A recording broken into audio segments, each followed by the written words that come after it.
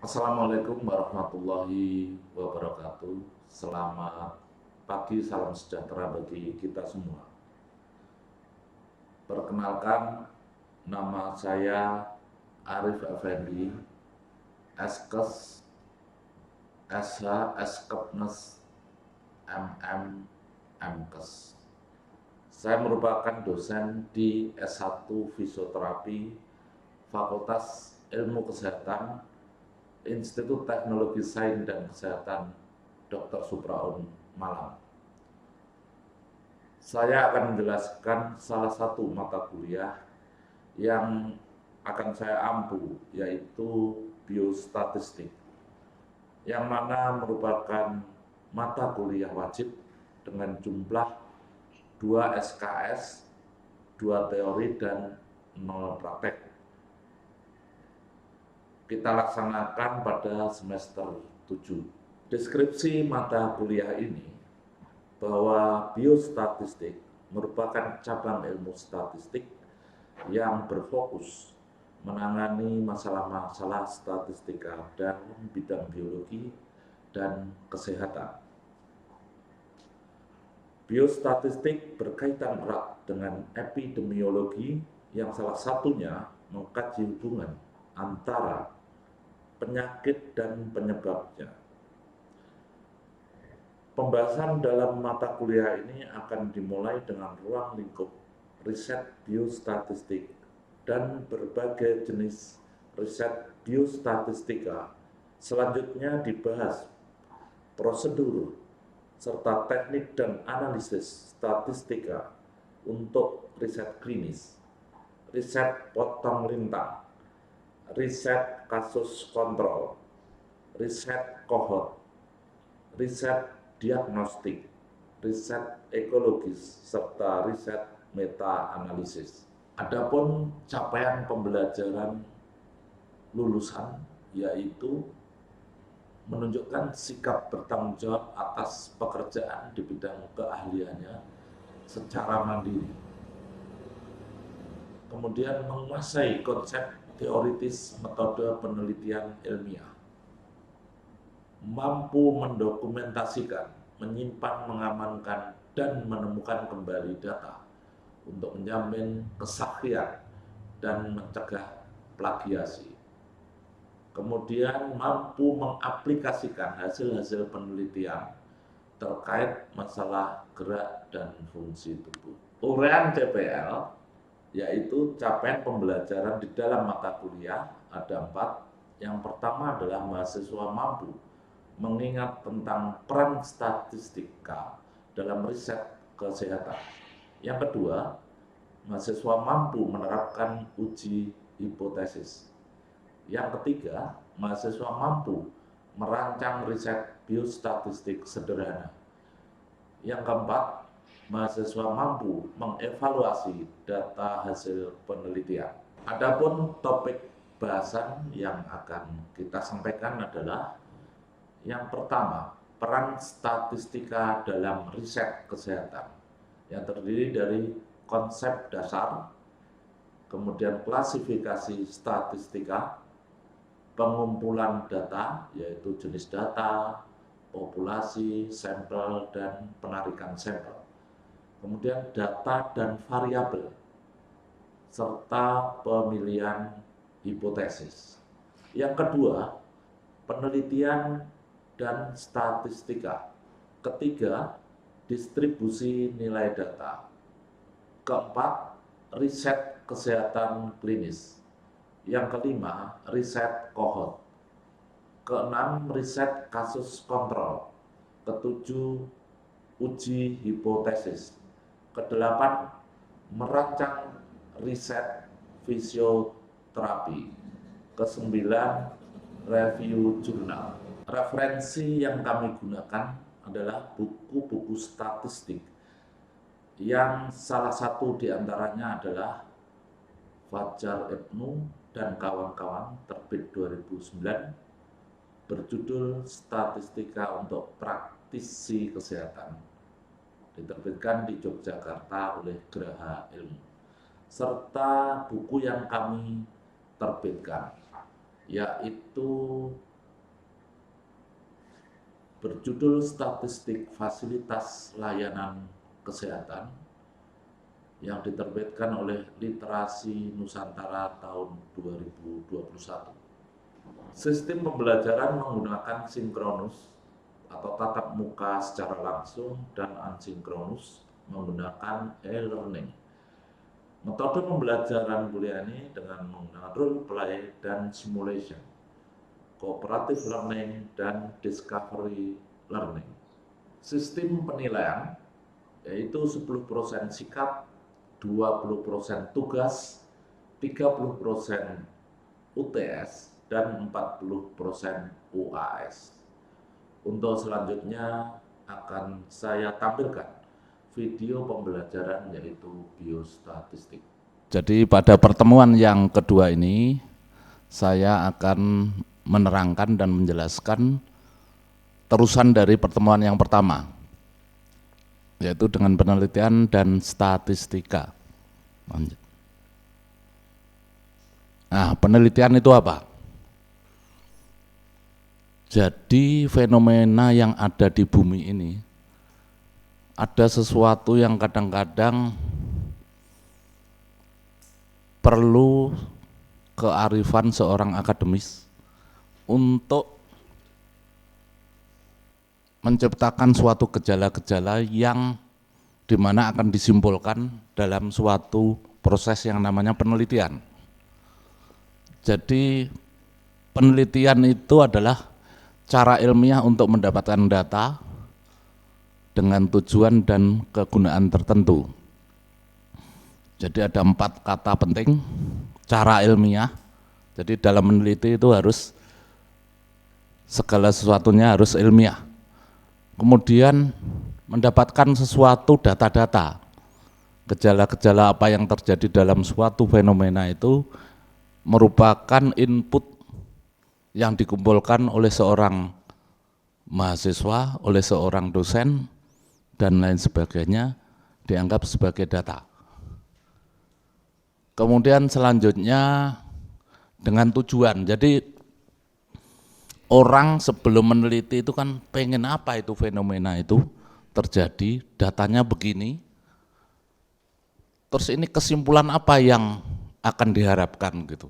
Tapi untuk sementara kesimpulan yang ada di dalam otak kita, dalam otak mahasiswa, itu pasti ada. Namanya suatu hipotesa. Hipotesa itu kesimpulan sementara. Jadi kita menyimpulkan, oh kalau orang begini itu kesimpulannya begini. Oh kalau ada gejala begini itu kesimpulan sementaranya ini. Tapi perlu dibuktikan. Dibuktikan dengan cara ilmiah dan banyak data yang masuk dengan tujuan untuk mendapatkan sesuatu kesimpulan. Itulah penelitian.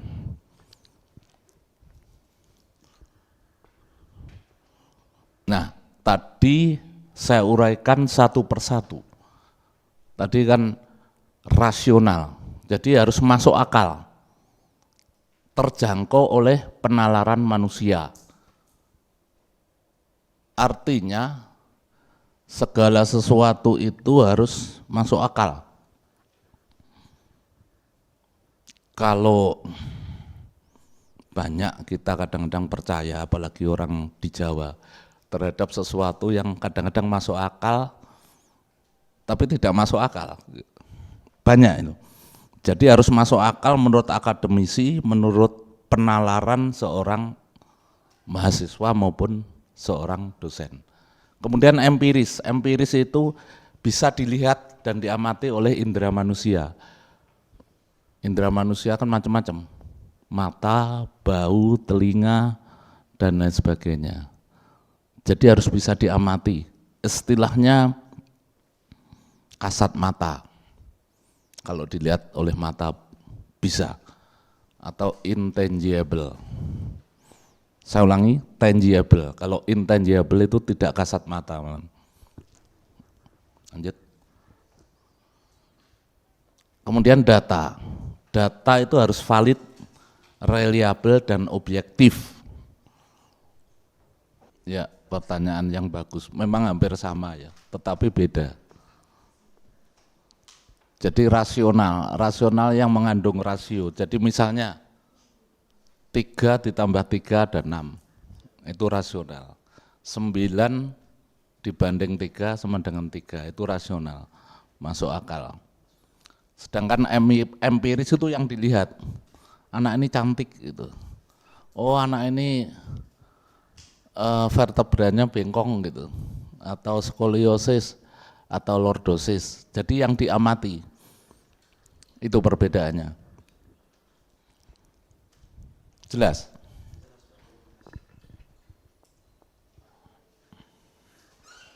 Lanjut. Nah ini, kalau kita meneliti misalnya tadi, bagaimana hubungan ukuran lebar pelvis dengan sakit atau nyeri pinggang bawah. Kan kamu meneliti itu kan berarti kan harus populasinya itu kan banyak. Tapi kan tidak mungkin kita mengumpulkan populasi itu secara keseluruhan, yang jelas biaya. Kita meneliti 1.000 orang itu udah nggak karu-karuan biayanya kan. Jadi harus ada ukuran yang dicuplik dari populasi, merupakan perwakilan daripada populasi, di mana yang kita cuplik itu punya karakteristik yang sama. Itu sampel. Jadi kalau di dalam, ingat nggak pelajaran SMA, ada union, ada interseksi, ada himpunan bagian. Siapa yang bisa jawab hubungan antara sampel dan populasi dalam matematika itu termasuk apa? Apakah masuk union, interseksi, atau himpunan bagian? Nah ini ada hubungannya, matematika, statistik, penelitian itu sama.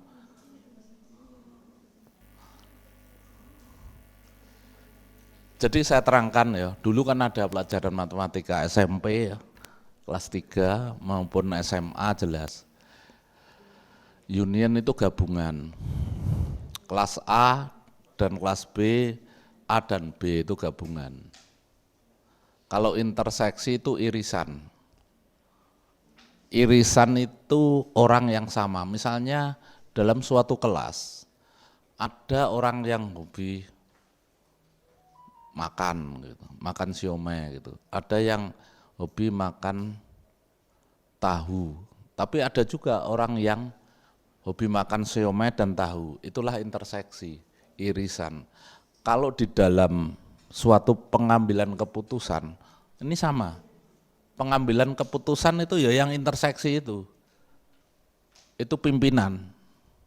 Biltus kalau dalam tentara itu. Pengambilan keputusan suatu manajer, suatu direktur, atau pimpinan suatu perusahaan, pimpinan klinik fisioterapi dan lain sebagainya itu penting. Makanya matematika itu dikatakan sebagai rajanya ilmu, king of science. Terus berkembang, pecah kan, ada statistik, ada macam-macam. Tapi rajanya itu, makanya saya katakan tadi populasi dan sampel hubungannya, sampel itu himpunan bagian daripada populasi yang punya karakteristik yang sama. Lanjut. Nah ini, kan ini namanya sampel himpunan bagian daripada populasi. Jadi yang kuning itu populasi, yang sampel itu yang biru. Tapi punya sifat karakteristik yang sama. Enggak bisa kalau populasinya berbeda kita perbandingkan, enggak bisa. Nanti hasilnya tidak valid, tidak bisa disimpulkan secara statistik dengan baik. Nah, ini adalah definisi mengenai populasi dan sampel. Istilahnya populasi atau universe. Apa? Universal ya. Jadi kamu kalau mengartikan sesuatu itu harus bisa menggambarkan sesuatu sehingga eh, otak kita itu mudah menghafalkan. Universal, universitas, kan sesuatu yang sifatnya umum, universal. Wah, pendapatmu itu tidak universal, terlalu parsial gitu. Universal itu hal-hal yang sifatnya umum dan diketahui oleh masyarakat secara umum, itu universal. Jadi ada perguruan tinggi, gitu cara ngafalkan gitu, mengkoneksikan. Ada perguruan tinggi berbentuk universitas, berarti dia universal, ada IPS, ada IPA-nya. Kalau institut itu khusus misalnya, institut keguruan dan ilmu pendidikan, dia hanya mendidik guru. Institut ilmu agama, IAIN, itu hanya mendidik sarjana agama. Karena dia pengen universal, pengen mendirikan yang lain, ya berubahlah jadi universal. Nah, kalau membayangkan atau memikirkan sesuatu itu begitu, nanti akan lengket terus apa yang kamu pelajari itu. Dan memang ada koneksitas, sehingga lebih hafal dalam mempelajari sesuatu. Termasuk demikian, populasi itu adalah universe. Jumlah keseluruhan dari satuan-satuan individu yang karakteristiknya tidak diteliti. Populasi yang akan diteliti harus didefinisikan dengan jelas sebelum penelitian dilakukan. Kemudian sampel adalah semacam miniatur, mikrokosmos dari populasi yang punya karakteristik yang sama dengan populasi atau yang hendak diteliti.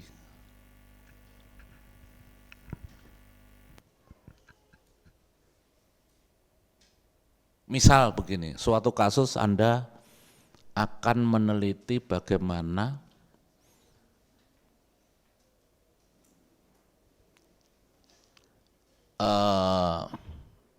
peserta BPJS di Malang terhadap pelayanan di suatu rumah sakit yang menerima BPJS misalnya. Populasinya paling tidak kan di Malang, kota Malang aja. Bagaimana persepsi dia terhadap penggunaan BPJS, pelayanannya gimana di suatu rumah sakit yang menerima BPJS. Kita teliti di kota Malang. Jadi populasinya adalah penduduk di kota Malang yang mengikuti atau menerima BPJS maupun membayar iuran sendiri atau peserta BPJS. Kepuasannya gimana? Nah, berarti yang kita teliti populasinya adalah penduduk di Malang. Jadi yang kita ambil sampel, misalnya penduduk Malang 1000, nanti saya kasih rumusnya bagaimana sampel atau bagian daripada populasi itu bisa dipakai sebagai penelitian. Kalau semua kan nggak mungkin, bisa nggak selesai kuliahnya Anda. Contoh begitu. Jadi populasi itu tidak boleh mengambil dari Kabupaten Malang, mungkin berbeda, atau mengambil dari Probolinggo, karena judulnya kan di Malang, jadi penduduk yang di Malang, yang punya karakteristik secara umum sama kepuasannya. Lanjut. Nah ini, keterangan dari semua itu adalah demikian. Jadi kalau Anda meneliti nanti, jadi populasi itu bagian yang besar yang akan diteliti seperti tadi. Kalau kita mau meneliti kepuasan bagaimana dia menerima BPJS di suatu rumah sakit di kota Malang, maka sampelnya itu paling tidak ya yang ada di kota Malang, nggak boleh kita mengambil sampel mungkin di Bandung sana orangnya puas-puas karena rumah sakitnya baik-baik. Tidak membedakan pelayanan pasien BPJS maupun swasta. Kadang-kadang ada di rumah sakit membedakan, wah ini swasta kerjakan dulu aja, yang uangnya banyak misalnya begitu. Nah, tidak bisa kita melihat mungkin di daerah-daerah kaya, daerah-daerah orang yang the have, duitnya banyak, dengan di daerah tertentu, pasti berbeda. Mungkin di desa yang seluruh penduduknya ikut BPJS, yang uangnya sedikit puas-puas saja. Misalnya begitu, makanya populasi itu bagian secara universal atau bagian yang lebih besar daripada sampel, atau kalau dibalik sampel itu harus bagian daripada populasi yang punya karakteristik yang sama. Kemudian dengan teknik sampling itu cara mengambilnya dari populasi jadi sampel, kemudian disimpulkan dengan cara statistik untuk disimpulkan menjadi suatu kesimpulan, dan itulah yang namanya hasil penelitian. Lanjut. Sampai sini ada pertanyaan sebelum saya lanjutkan? Perbedaan sampel dan populasi. Kalau kita melihat variabel independen atau yang mempengaruhi, itu kan kita meneliti apa yang mempengaruhi semua itu. Kenapa misalnya SMK lebih cepat, gitu ya? Kenapa SMA lebih lambat? Itu dalam meneliti orang-orangnya, kita mengambil orang-orangnya atau sampel-sampelnya itu, waktu kita teliti itu harus waktu termasuk. Jadi variabel kontrol, kalau pas lapar misalnya, itu harus dikesampingkan, dikontrol, enggak boleh. Jadi misalnya di SMA A dengan SMK itu harus sama-sama waktunya. Kalau enggak adil. Jadi terjadi error nanti sudah. Sama dengan ruang. Di sana ruangnya ada AC, di SMK misalnya. Dengan SMA, ruangnya panas sekali, ya enggak adil itu namanya. Itu harus dikesampingkan, harus sama. Misalnya ruangannya sama-sama AC, mesin ketiknya harus sama, satunya ada yang rusak atau tidak begitu bagus, kan mempengaruhi itu. Nah itu harus dikesampingkan, artinya mesin ketiknya harus sama, ruangannya harus hampir sama. Kalau sama persis kan enggak ada, tapi hampir sama. Itu variabel kontrol yang harus dihilangkan, harus disamakan oleh peneliti. Misalnya kita mau meneliti itu harus ruangannya yang hampir sama, sama-sama AC. SMK AC, SMA AC. Mesin ketiknya mereknya Brother di sana, di sini juga Brother. Misalnya begitu. Atau mesin ketiknya di sana Pentium 2, di sini Pentium 4. Itu kan enggak adil. Harus dikontrol, dikesampingkan, harus disamakan. Misalnya begitu. Jelas?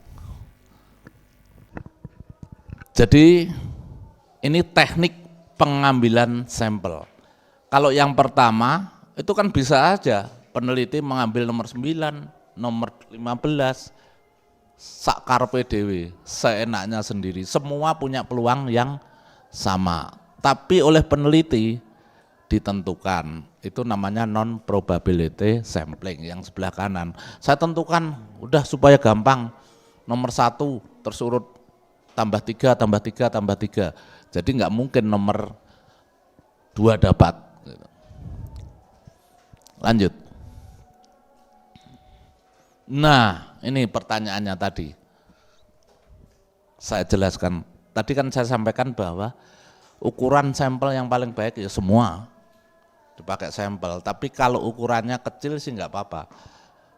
Tapi kalau sekota Malang gitu kan bonyok gitu. Bonyok uangnya, bonyok kita datang untuk memberi kuesioner atau melihat apa yang kita teliti. Nah, biasanya orang yang sekolah S3 itu harus pinter-pinter antara budget untuk penelitian dan waktu. Kalau kita enggak pinter-pinter meneliti, membuat judul yang sifatnya akan menentukan biaya yang luar biasa. Misalnya meneliti tentang bagaimana penggunaan alat fisioterapi misalnya. penggunaan alat fisioterapi antara modalitas A, B, C atau kombinasi A dengan B atau A, B, C atau dan lain sebagainya. Kalau kita menggunakan itu dengan populasi yang luar biasa, kan banyak yang akan kita teliti. Untuk meneliti apakah modalitas ABC itu berbeda dan efeknya lebih baik yang mana, itu kan dilihat dari nyeri atau tidak hasilnya. Lah nyeri dan tidak itu kalau secara biomedik kan harus dicek. Indikasi nyeri itu apa? Di dalam darahnya terhadap patologi kliniknya dicek. Lah kalau banyak kan bangkrut kamu. Kalau satu orang yang kita tes, misalnya satu orang harganya 500.000 misalnya, kita teliti 30 orang misalnya, berapa? Terus pembandingnya berapa? Variabel kontrolnya berapa? 150. Habis uangnya. Bisa-bisa enggak jadi dan enggak selesai. Itu makanya ukuran sampel harus ditentukan. Dan bagaimana sampel yang baik itu, tadi saya jelaskan harus menunjukkan karakteristik yang sama dengan populasi yang akan diselidiki. Jadi harapan sampel 100% bagus, tapi nggak bisa begitu kan. Bila populasinya banyak maka tergantung derajat kesalahan dan tingkat kepercayaan. Ini di dalam statistik ada, kalau pengen derajat kesalahannya rendah dan tingkat kepercayaannya tinggi, itu yang paling bagus. Jadi salahnya kecil, 1% misalnya. Berarti derajat kepercayaan atau tingkat kepercayaannya 99%. Tapi biasanya penelitian yang sering digunakan itu tingkat kesalahannya 5%. 5%. Jadi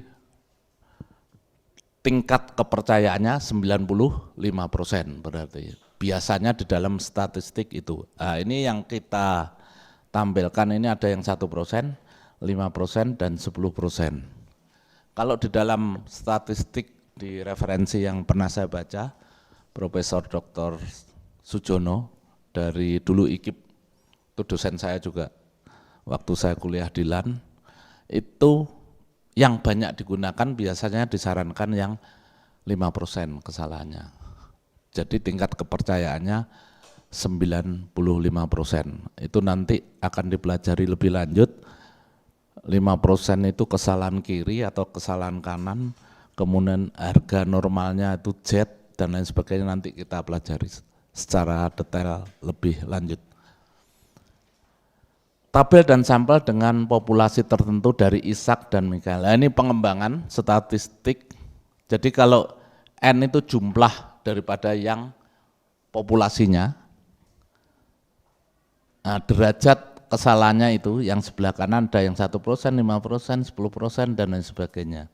Itu kita bisa melihat itu, misalnya populasinya 200 misalnya ya. Kalau derajat signifikansinya 1% maka 154 yang akan kita teliti atau sampelnya. Demikian juga kalau derajat kesalahannya tinggi, itu maka akan lebih kecil ininya, sampelnya. Lanjut.